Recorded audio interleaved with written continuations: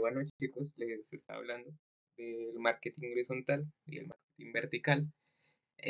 La máxima diferencia de estos dos es que el horizontal se centra más en, por ejemplo, tenemos un producto estrella y tenemos, no sé, por ejemplo, una hamburguesa, nuestro producto estrella. Entonces, básicamente, cómo vamos a lograr venderlo y cómo vamos a enfocar toda nuestra publicidad a que se venda de manera apropiada. Y en cuanto al marketing vertical, se trata mucho más de todo el proceso productivo y hacerlo llegar al consumidor. Entonces es básicamente cómo cuidar la distribución, cómo cuidar los materiales, cómo hacer que todo ese proceso sea de la manera más eficiente posible para que el producto satisfaga las necesidades de todos los clientes. En cuanto a la segunda P, que es posicionamiento, es básicamente lo que les explicaba de la Navidad de Coca-Cola en el anterior video, que es básicamente cómo una empresa vende su imagen y cómo se intenta interpretar a las empresas como personas, como una identidad. Entonces, para esto está el top of mind y top of heart, que es básicamente, el top of mind es, por ejemplo, la primera marca en la que todos pensamos cuando tenemos computadores. Unos pensarán en Apple, otros pensarán en Windows, otros pensarán en Asus, etcétera, etcétera. Pero pues básicamente el top of mind es que esas marcas estén en nuestra mente, que esas marcas, cuando yo piense en computadores, yo piense Asus, Apple, HP, etcétera, etcétera, etcétera. Y top of heart es un poco más sentimental, un poco más, por ejemplo, que yo amo, no sé, yo amo la chocolatina Jet por alguna razón.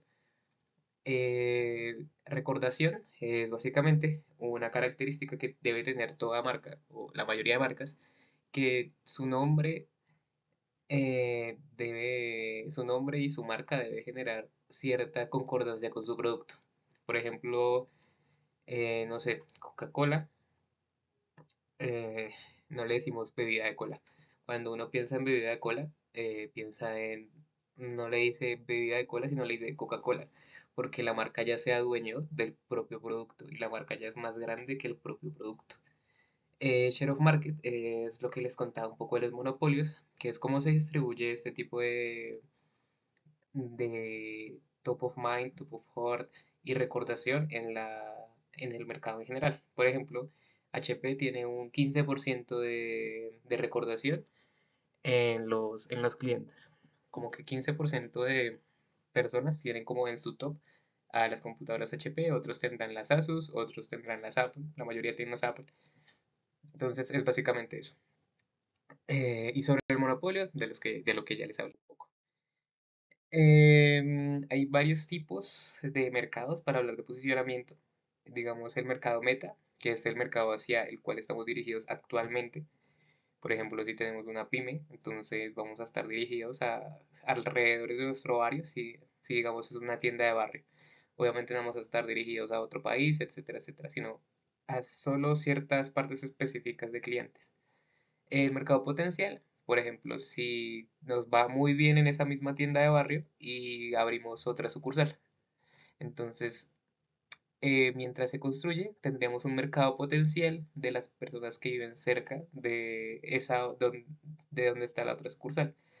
Y el nicho de mercado son áreas específicas del mercado, como el ejemplo de las Lamborghinis. Básicamente son nichos muy específicos de personas que quieren un bien, normalmente no por razones de utilidad, sino más de gusto. En cuanto a la otra P, es básicamente producto, que es básicamente cómo lograr que primero satisfaga una necesidad básica. Por ejemplo, tenemos ropa, satisface la necesidad básica de vestirse. Ok, pero a través del tiempo se han generado dos cosas que ya les he comentado, que es básicamente satisfacer más necesidades y, y satisfacer una necesidad emocional del cliente. Entonces, por ejemplo, tenemos una ropa que satisface lo básico, pero mejorado aumentado es que, por ejemplo, la ropa sea de moda o que tenga cierto estilo que le guste a la persona o al cliente. Entonces, eso es un producto un poco más mejorado o estilizado. lo que hace que sea más, sea mejor para el cliente y sea mejor para nuestro marketing. Y ya en la parte emocional es que, digamos, esa misma chaqueta o esa misma ropa esté asociada con la marca y nosotros le tengamos mucho cariño a la marca, o que, por ejemplo, en las atenciones o en los bonos, o que los consumidores se identifiquen, por ejemplo, no sé, la ropa de Coag que tenga ciertos mensajes o ciertos personajes de caricaturas, o que la ropa de Bershka, Zara, etcétera, etcétera, etcétera, tengan mensajes que hagan que las personas digan, sí, ese soy yo, etcétera, etcétera. Sobre este producto también se tiene que hacer cierta segmentación de mercado, que es básicamente alinear hacia qué personas va dirigido. Entonces, sigamos con el mismo ejemplo de Coag o de ropa esta marca. Eh, en cuanto a la segmentación demográfica, quiere decir hacia qué tipo de personas van. Por ejemplo, la ropa de ese tipo de centros comerciales lo rondan mucho más personas jóvenes o adolescentes. Entonces, básicamente podríamos colocar hombres y mujeres entre 15 y 30, 35 años para ver como sus gustos y para poder vender de manera mejor y atraer más a ese tipo de clientes. Eh, de manera psicográfica podemos ver, por ejemplo, lo que está de moda a ese tipo de edad. Entonces, no sé, que hay un anime, que hay una serie, que hay cualquier tipo de cosa que se pueda enganchar y que pueda enganchar a los clientes, lo podemos utilizar en esa segmentación de mercado. Por uso, por ejemplo, que en Bogotá está haciendo mucho calor últimamente, se sacan colecciones de verano. Este por uso con ropa se suele utilizar mucho más en las estaciones.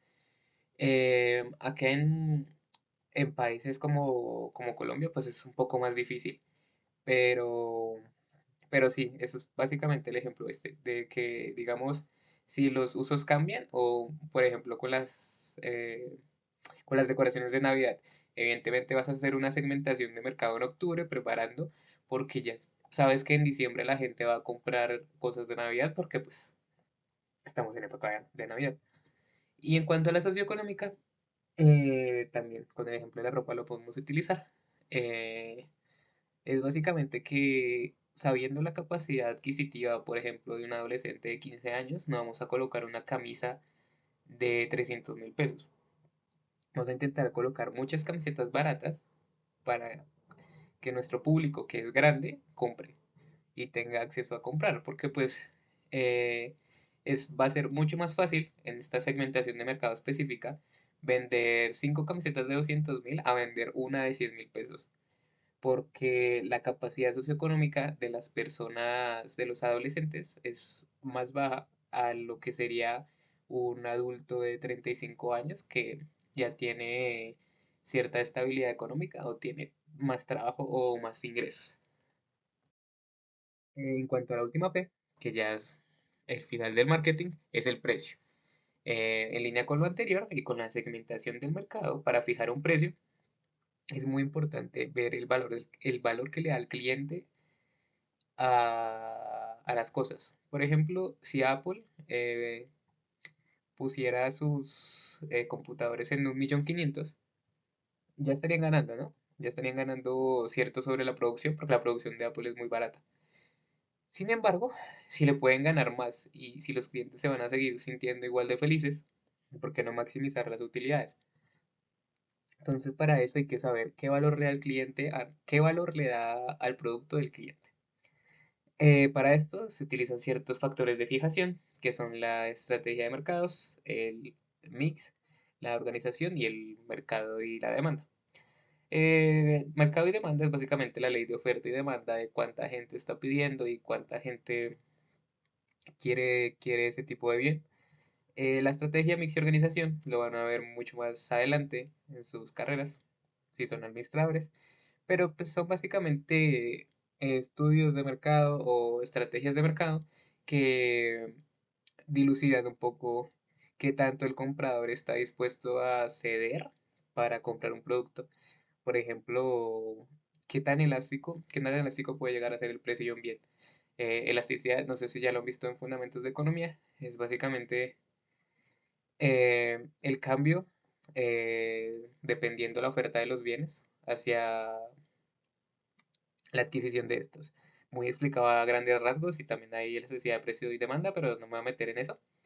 Pero sí, la idea es que básicamente entiendan que hay bienes que se van a comprar sí o sí. Por ejemplo, no sé, las medicinas de una persona que está enferma crónica, pues evidentemente se van a comprar independientemente del precio que tenga el bien, ¿no? Pero pues ropas tiene una elasticidad completamente diferente y pues para eso es importante tener en cuenta eso. Los tipos de fijación, que son paridad y competitivo y descremé, la venta del precio, que también esto es un poco más de psicología, que es, no sé si han visto, pero en descuentos como el Black Friday, días de estos, o en estrategias como los outlets, lo que hacen es básicamente como que tentar a otra parte o a otro mercado que no es tan objetivo, la organización para vender sus productos. Por ejemplo, en los outlets están enfocados a un mercado objetivo con un estrato socioeconómico un poco más bajo o que no gastarían tanto por cierta ropa o que buscan algo un poco más barato, por ejemplo. Eso es parte de la persuasión psicológica que utilizan las organizaciones.